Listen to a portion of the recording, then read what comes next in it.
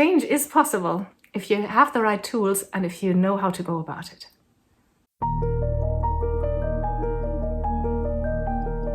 Hello, welcome to this week's Wild Spirits News. I'm Sibylla, and today I'll tell you the most effective tools for change. Change is kind of a charged word. People resist it or they're afraid of it. Some people crave change, but they might not know how to go about it. I always say that the definition of a coach is an agent of change. And that's literally what we do. Coaches don't really teach people or tell them what to do.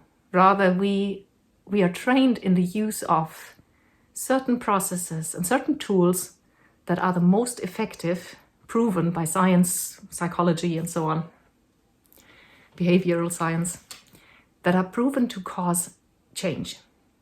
And since I'm a coach and sort of an expert in this, I've accompanied so many people through change processes, and I know exactly what works and what doesn't. Your mission today is to learn the most effective tools for change. Task number 1 is start with first aid. Now, before I tell you the most effective tools for change, I would like to get the elephant out of the room, which is, what do you do if you absolutely, really, truly need change now? Because what you need to do is not use these tools that I'm going to tell you. What you need to do is get out of the acute situation and get yourself into a more comfortable situation where you can actually plan change, long-lasting change. Because out of an emergency situation, you will never make the right decisions and you will never create sustainable, lasting transformation. You can imagine it like you're a doctor in an emergency room and you get a bleeding accident victim into the emergency room, right? Broken bones and all the rest.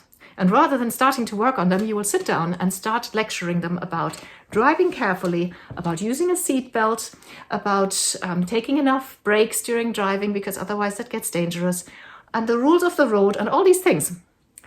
All these things are very useful to prevent traffic accidents, right?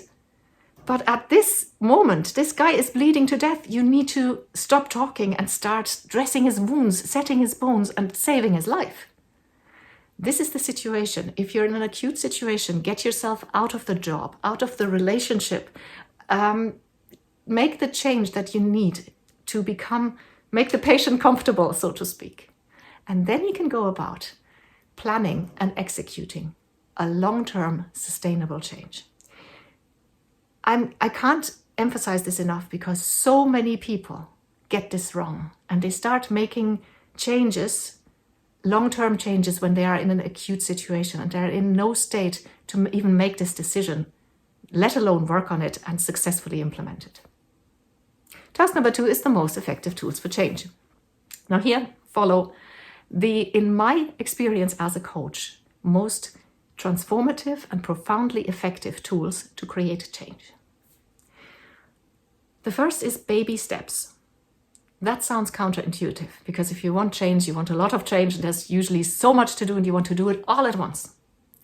However, it has been proven again and again, and I can confirm this from my own experience with myself and with my clients, that baby steps, like small incremental steps, are the fastest way to get change done.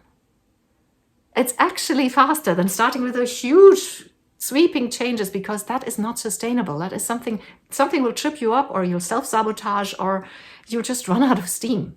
Whereas if you take small baby steps, incremental steps, that'll get you to your goal in a sustainable way. And in the end, you'll be faster than the people with the sweeping changes. Trust me on this. The second one is accountability. There is some magic about being accountable to someone that gets you to stick with something. It's why it is also a big part of coaching. It's just one of the parts of coaching, but accountability is part of coaching. So find a way, a friend or somebody or a coach, to hold you accountable when you go about creating your change. And the third of the most effective tools is rest. And that again sounds counterintuitive. Why would you rest? You need to be active, you need to crush it, take action and all that, right? But again, change is not a sprint, it's a marathon. And in order to stick it out and stay the course, to stay within the metaphor, you need stamina and you need to be rested. Rest can take all sorts of forms. It can take the form of cutting down on social media and Netflix and TV and all these distractions. It can take the form of actually doing nothing for a certain time every day. Taking up meditation, just taking breaks during work.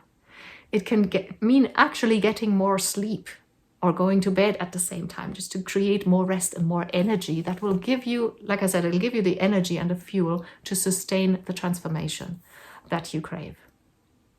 Now, these 3 tools that I've just named are the most effective tools that I know for change, and they are, all 3 of them, vastly underrated because they don't sound very flashy and very show-offy, right?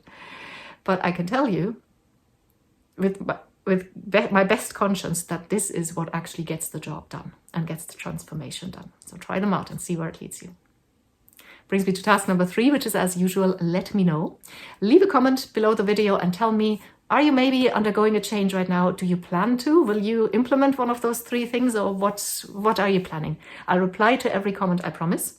If you would like a little more, then consider joining the Wild Spirits community. You go to wildspiritscoaching.com and fill in that little form. There you'll get 1 email per week, 100% spam free. You'll get a lot of extra information, articles, recommendations of books and other resources. And sometimes you get exclusive offers that are only for my subscribers that nobody ever gets to see. So go to wildspiritscoaching.com and sign up, or you can Google Wild Spirits Coaching. That'll get you to the website as well. Thank you for watching.